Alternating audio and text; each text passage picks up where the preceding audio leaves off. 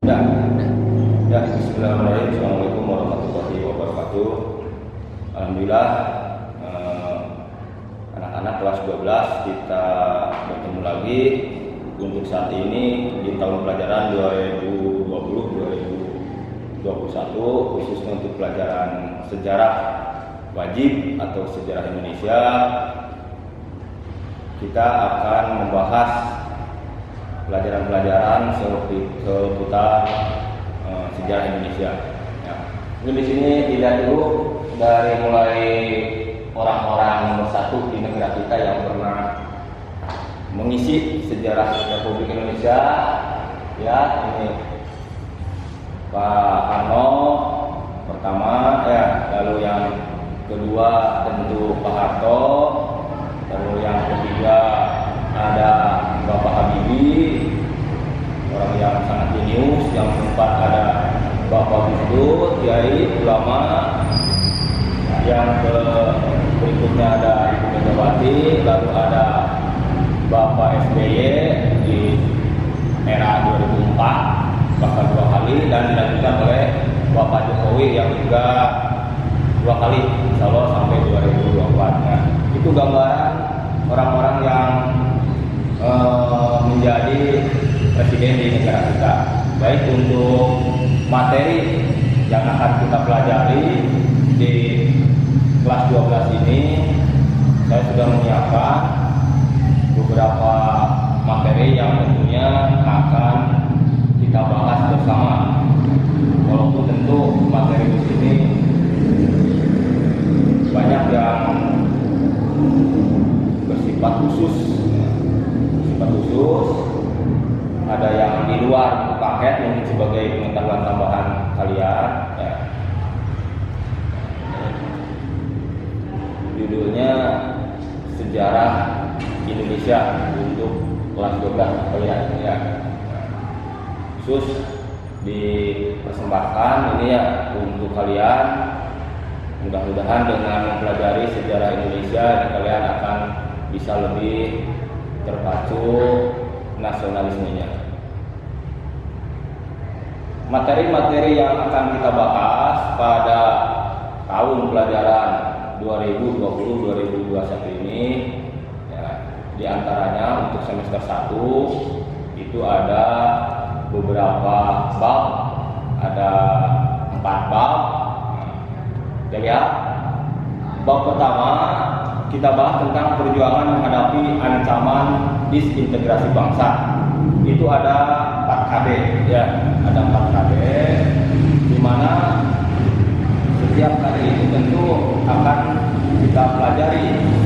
Misalnya di bab pertama, KD yang pertama itu menganalisis upaya bangsa Indonesia dalam menghadapi ancaman disintegrasi. Untuk kalian tahu disintegrasi itu apa? Intinya perpecahan. KD yang kedua, mengevaluasi peran dan nilai-nilai perjuangan kelompok nasional dan daerah dalam mempertahankan sebuah negara. Jadi nanti ada tokoh-tokoh nasional yang berperan. Terus yang ketiga, merekonstruksi upaya bangsa Indonesia dalam menghadapi ancaman disintegrasi. Jadi upaya yang dilakukan itu seperti apa?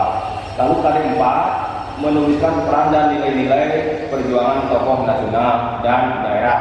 Jadi nanti ada nilai-nilai dari setiap perjuangan tokoh-tokoh maupun ya perjuangan lainnya bisa diambil hikmahnya oleh kita. Bab kedua, sistem dan struktur politik dan ekonomi Indonesia masa demokrasi parlementer yang berlaku antara tahun 50 sampai 59. Ini ada 2 KD. KD yang pertama menganalisis perkembangan kehidupan politik dan ekonomi Bangsa Indonesia awal kemerdekaan sampai demokrasi liberal. Jadi nanti dibahas dari awal kemerdekaan sampai di demokrasi liberal, demokrasi yang penuh dengan partai-partai. Lalu KD yang kedua, merekonstruksi perkembangan kehidupan politik dan ekonomi bangsa Indonesia masa demokrasi liberal.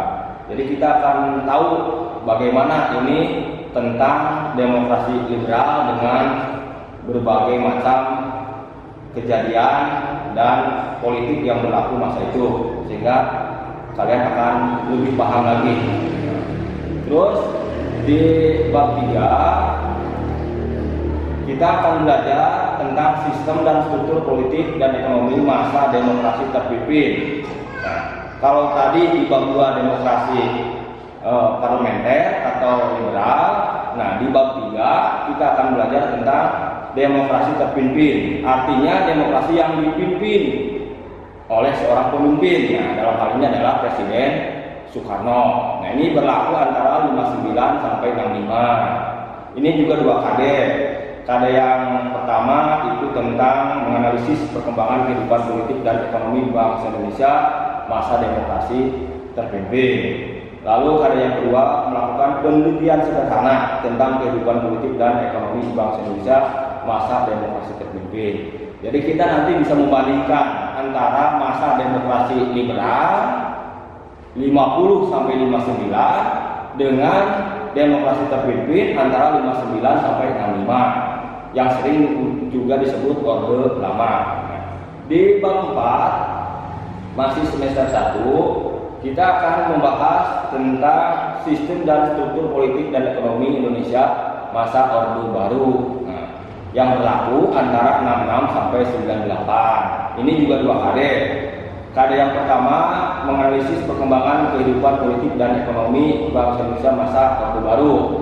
Bagaimana nih politik dan ekonominya di masa Orde Baru? Nanti kita akan tahu setelah kita mempelajari bab ini. KD yang kedua melakukan penelitian sederhana tentang kehidupan politik dan ekonomi bangsa Indonesia masa Orde Baru. Jadi nanti ada penelitian, observasi kalian untuk mengetahui sebetulnya masa Orde Baru itu bagaimana pendapat orang tua kita yang mengalami masa Orde Baru, apalagi nanti dibandingkan misalnya dengan orde sebelumnya, Orde Lama, atau mungkin dengan orde yang berikutnya atau orde reformasi. Lalu untuk berikutnya bab 5 kita juga ini sudah masuk di semester 2 ya, bab 5. Bab 5 ini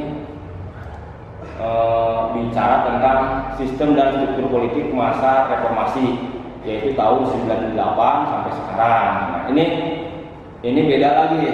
Jadi bab 5 ini bicara tentang reformasi sampai dengan sekarang, di mana reformasi itu merupakan awal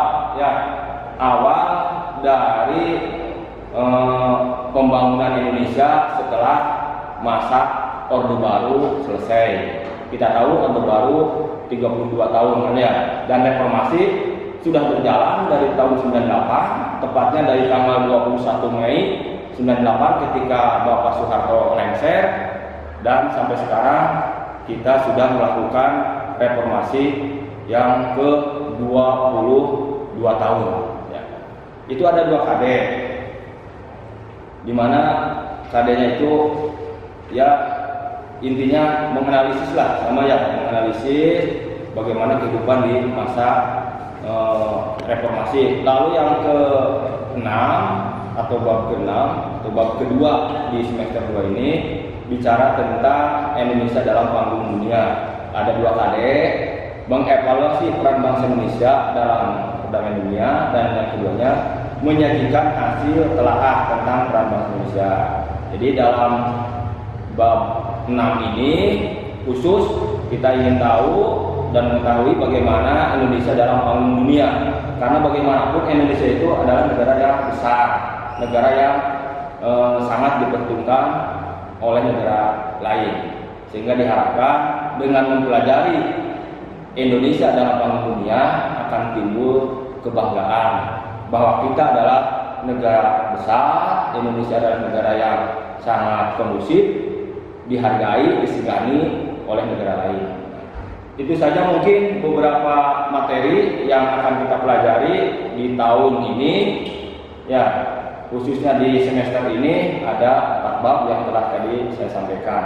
Nah, mudah-mudahan walaupun mungkin belajarnya daring ya, dalam jaringan dan seminggu sekali sesuai jadwal ya, saya kelas 12 sejarah wajib dari 12 IPA 1 sampai 12 IPS 5 sejarah wajib itu kebagian kalau tidak salah hari Rabu jam terakhir. Nah, kita belajar kan cuma 1 minggu 1 kali untuk satu pelajaran ini. Itu saja, jaga diri, jaga kesehatan semuanya, jangan putus asa. Tidak belajar di sekolah berarti bukan tidak belajar sama sekali, tapi tetap belajar dan mungkin bisa lebih menggali pembelajaran, informasi, dan ilmu pengetahuan yang lebih baik lagi di rumah masing-masing. Terima kasih. Wassalamualaikum warahmatullahi wabarakatuh.